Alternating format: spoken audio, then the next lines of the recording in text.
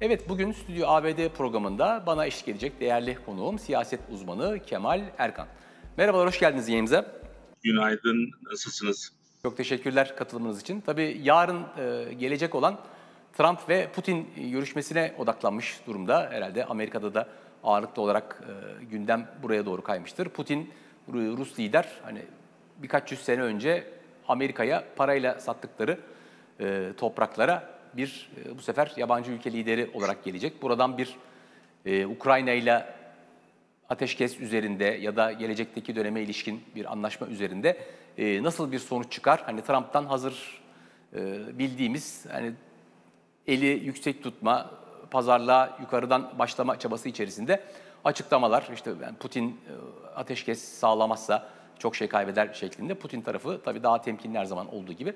Bu acaba toplantıdan neler beklemeli yatırımcılar ve gündeme ilişkin nasıl satır başları koyabiliriz burada? Tekrardan günaydın. Şimdi direkt Alaska zirvesiyle başlayabiliriz. Beni duyabiliyorsunuz umarım. Bir problem yoktur. Evet. Ben devam ediyorum. Şimdi bu zirve çok yani hem Amerika açısından hem Rusya açısından hem de dünyadaki diğer ülkeler açısından çok önemli bir gelişme. Burada anlamamız gereken bizim açımızdan hem Türkiye hem Amerika açısından bir barış anlaşması bir nihayet sağlanır mı ondan tam emin değiliz. Ancak bunun yerinin Alaska olması, niçin Alaska'nın seçildiği ve Zelenski'nin buraya gelip gelemeyeceğiyle ilgili birçok pürüzler var. Biliyorsunuz en son Zelenski bu toprak verme olayıyla ilgili bir res çekmişti ve bence biraz hani işi yokuşa sürüyor. Zaten başından beri işi yokuşa sürüyor. Ancak bunun bir başka tarafı da şu. Rusya'nın da artık biz o kadar güçlü olmadığını görüyoruz. Neden? Çünkü bu savaş 1-2 ayda bitebilecekken şu anda 2. senesini bitirdi. 3. senesi mi oldu?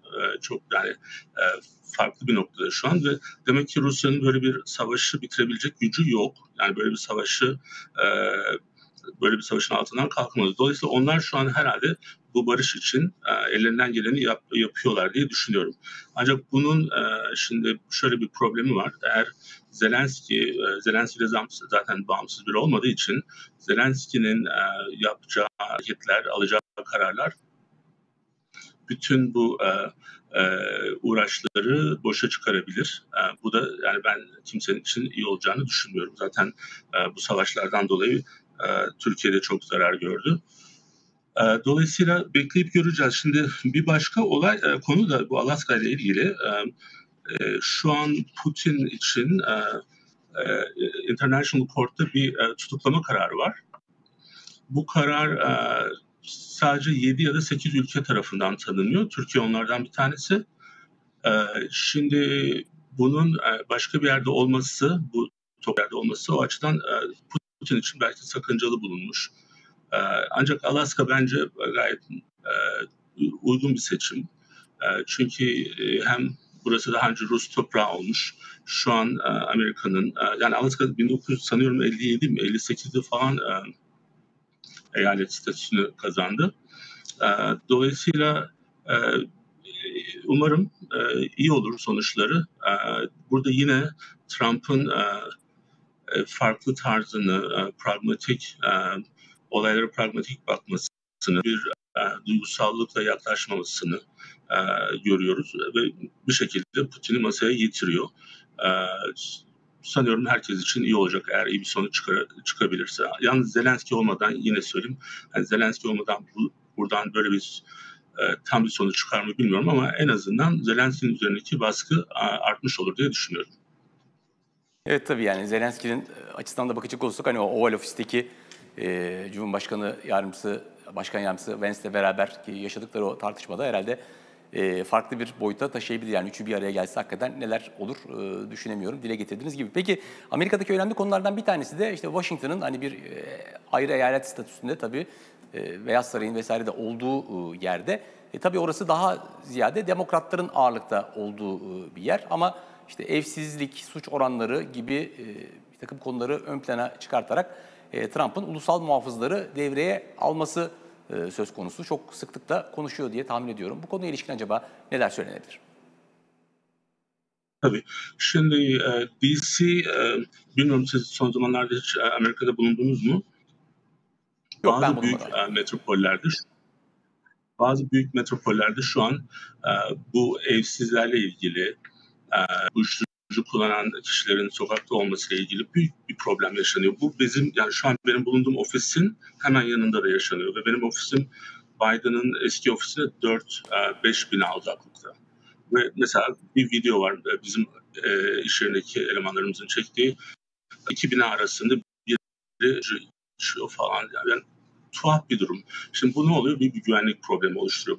Bunu DC olarak ele aldığımız zaman bu olay daha da farklı bir boyutta. Şu an Washington DC'de toplam evsiz sayısı Amerika'nın en yüksek seviyesinde. %0,6. Bu yaklaşık 4.000 kişinin evsiz oldu ama bu resmi rakam. Muhtemelen gerçek rakam bunun 3-4 katı da olabilir. Bu kişiler sadece evsiz değil, bir de şöyle bir şey var. Ben burada bazı non-profit organizasyonlarla çalışıyorum. Evsizler için olanlar da var bunların içinde.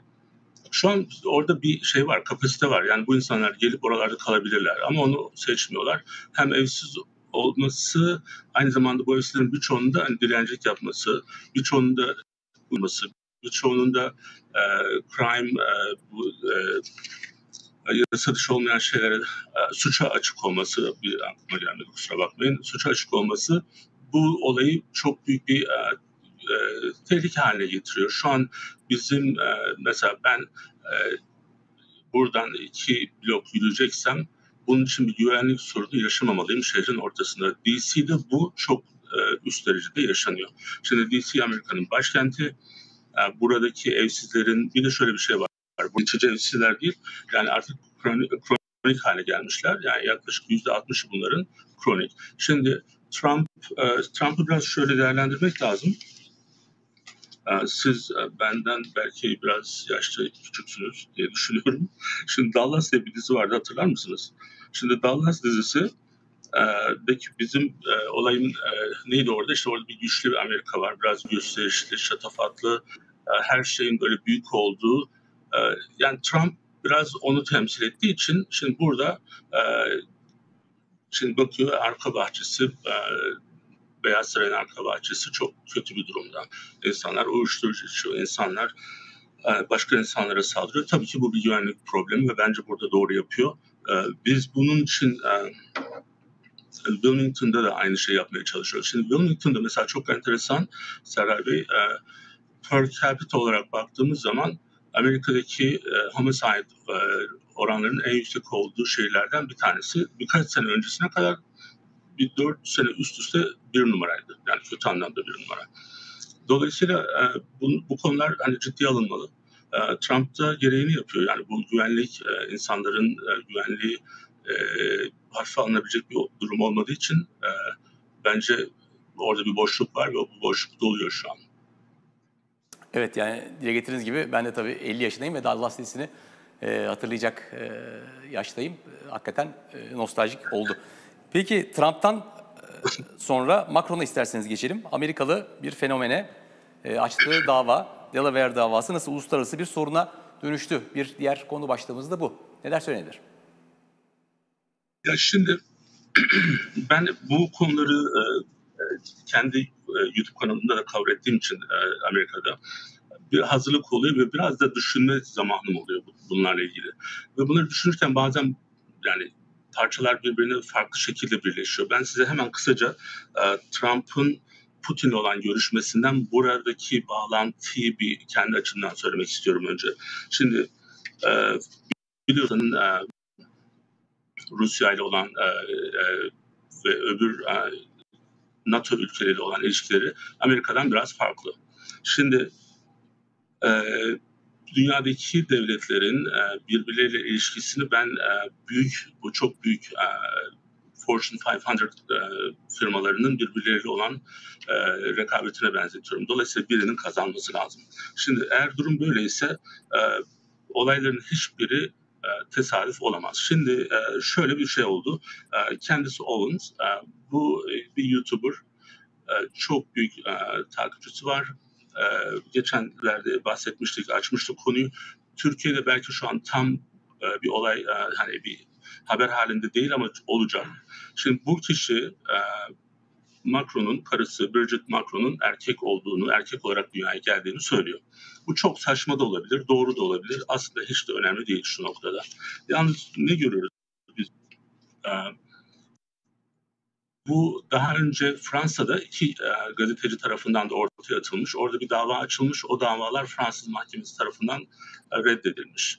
Yani Macron orada kaybetmiş. Şimdi orada kaybettikten sonra buraya geliyor. Kendisi Owens'ın firması Delaware'de kurulmuş olduğu için dava da Delaware'de açılıyor. Delaware Amerika'daki hukuk sisteminde özellikle business için çok farklı bir noktada. Dolayısıyla yani en üst noktalarda diyelim, hem çabuk olması açısından hem bazı durumlarda jüriye gerek olmaması durumundan. Ve şimdi biz burada şöyle bir şey yaşıyoruz. Bu Macron ailesi Amerika'da bir dava açıyor kendisi olunca. Çok korkunç bir hata benim gördüğüm. Şimdi bu hatayı şöyle söyleyeyim. 219 sayfalık bir dava dilekçesi hazırlamışlar. Ve bunun için zaman harcamaları ve şu an kadın mesela kendinin erkek olmadığını ispat edecek. Yani şimdi düşünsenize, bize öyle bir şey geldiğini, ne yapacağız yani, dava mı edeceğiz, yoksa işte vardır resimlerimiz, şunlarımız, bunlarımız gösteririz değil mi? Yok. Şimdi burada bir karanlık bir nokta var kadının geçmişinde. Bu 40 yaşının öncesinde bir ya da iki tane fotoğrafı var. Ailesiyle fotoğrafı yok. Yani tuhaf bir şey de var orada. Hani ben bunun tamamen kendisi Owens'ın yanlış olduğunu %100 söyleyemiyorum henüz. Bir de bir şey söyleyeceğim. Bu hukuksal davalar, biliyorsunuz, hukukta doğru bir tek bir şey yok. Yani hukukta iyi bir avukatınız varsa, bir de nasıl bir hakime de denk geldiğiniz önemli. Bu Amerika içerisinde geçerli, başka ülkelerde de aynı.